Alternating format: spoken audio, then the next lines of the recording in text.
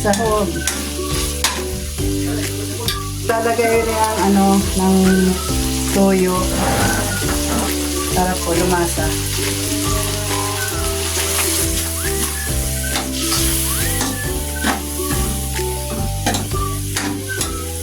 Okay na po yung pork. Lalagyan na po natin ng tubig para po lumambot yung ating karne.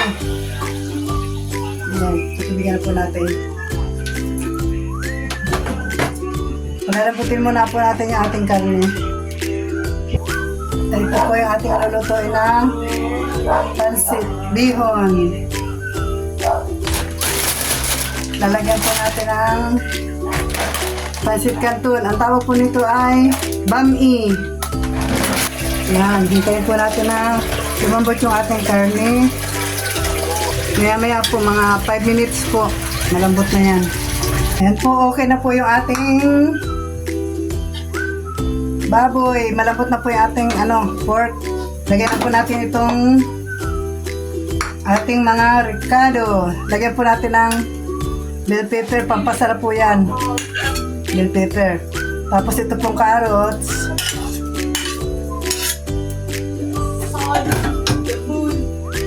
Lagyan na po rin po natin itong beans.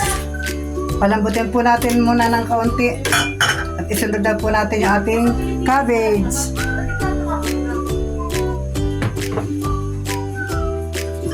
Yan po, okay na po yung ating mga sahog. Malambot na po. Lagyan na po natin itong ating cabbage.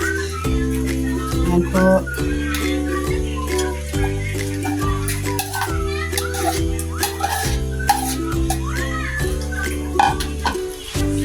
Halo-haloin lang po natin ng konti.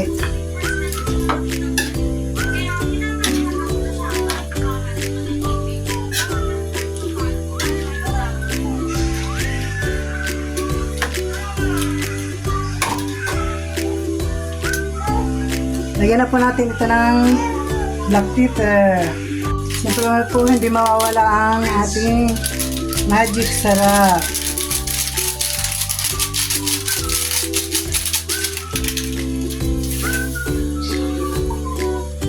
Yan po.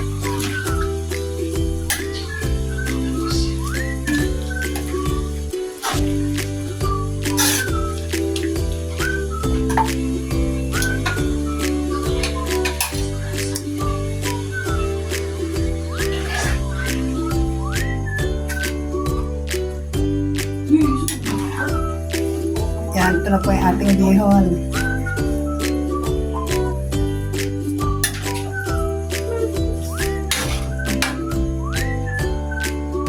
Lagyan po natin ng pansit canton. Yan po ang tinatawag na bami. May halo po yung pansit canton.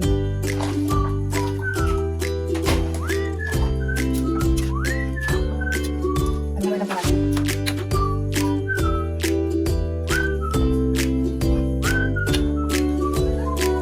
Ito na po yung ating pansit bihon.